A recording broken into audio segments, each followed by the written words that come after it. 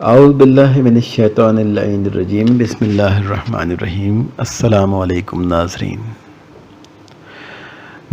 ماہ ربیع الاول خوشی اور غم کا ملا جلا مہینہ ہے۔ اس ماہ میں اہل بیت رسول صلی اللہ علیہ وآلہ وسلم کے گھر میں غم بھی وارد ہوئے ہیں اور خوشیاں بھی حاصل ہوئی ہیں۔ اس ماہ میں رونما ہونے والے تاریخی واقعات کی تفصیل کچھ اس طرح ہے۔ ناظرین، یکم ربیع الاول کو پیغمبر خدا صلی اللہ علیہ وآلہ وسلم کے جسم اطہر کو دفن کیا جانا، یعنی 29 صفر اور یکم ربیع الاول کی درمیانی شب، آغاز امامت جناب امیر المومنین علیہ السلام، شب ہجرت مدینہ کی طرف بھی یکم ربیع الاول کے نام سے ہی موسوب ہے۔ یکم ربیع الاول کو بھی جناب فاطمہ زہرا صلی اللہ علیہ وآلہ وسلم کے گھر حضرت علی سے بیعت کے لیے ہجوم کا اکٹھا ہونا اور امام حسن عسکری علیہ السلام کو زہر دیا جانا بھی یکم ربیع الاول کی تاریخ ہی جانی جاتی ہے۔ 3 ربیع الاول یزید کے حکم پر خانہ کعبہ کو مسمار کیا جانا۔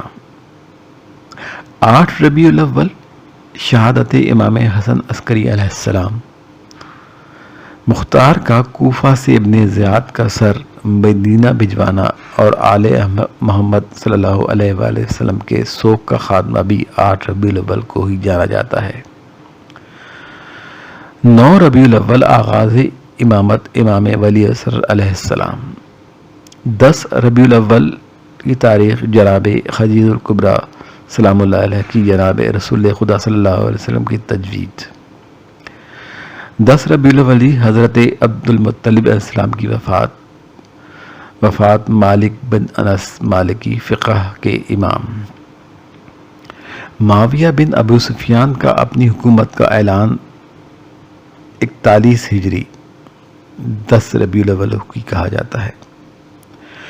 12 ربیع الاول رسول اللہ صلی اللہ علیہ وآلہ وسلم کا مدینہ میں داخلہ بعد از ہجرت، نماز کا واجب کیا جانا، خلیفہ معتصم عباسی کی موت،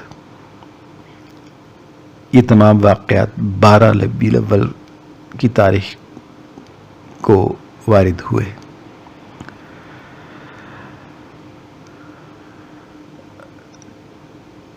13 ربیع الاول یزید بن معاویہ کا جہنم رسید ہونا اور عباسی خلیفہ موسیٰ الہادی کی موت بھی 13 ربیع کو ہی جانی جاتی ہے۔ 17 ربیع الاول رسول اللہ صلی اللہ علیہ وآلہ وسلم کا دنیا میں ظہور پرنور۔ 17 ربیع الاول کو ہی حضرت امام جعفر صادق علیہ السلام کا ظہور پرنور ہوا۔ 22 ربیع الاول جنگ بنی نصیر۔ 23 ربیع الاول بی بی معصومہ قم سلام اللہ علیہ کی قم میں آمد۔